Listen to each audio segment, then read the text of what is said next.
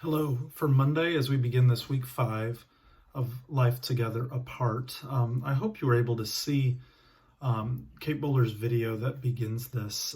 I found it a very helpful one. This really centers a lot on her work that she's done getting to know communities that practice the prosperity gospel, and really a lot of the bedrock of what these churches might say or believe has to do a lot with this idea of performed positive speech. In other words, this idea of you put good vibes out into the world and kind of good vibes come back to you.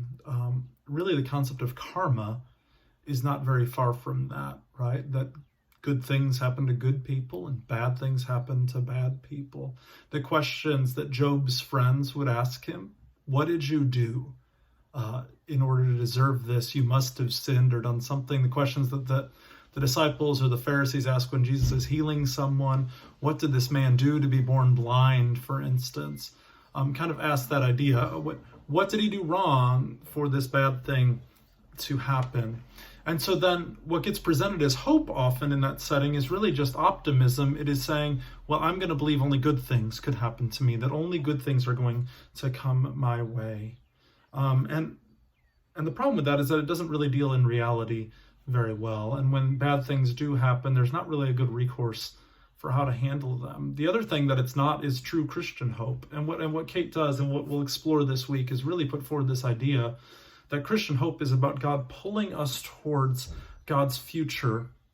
And we feel this pull towards new creation life. You hear me talk about that a lot, about living as people of the new creation. And yet we are still here in this life, where things are not perfect, where all is not made well yet, and where pandemic happens and cancer diagnoses happen and kids don't go the way we had hoped that they would go, and all sorts of other things.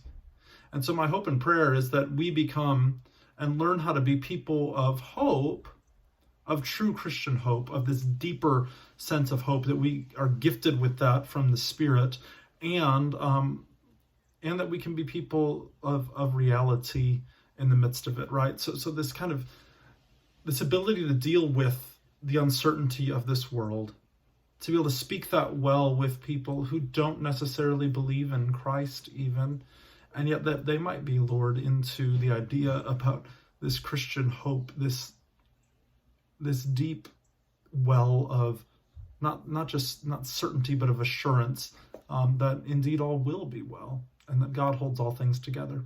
God bless you this day.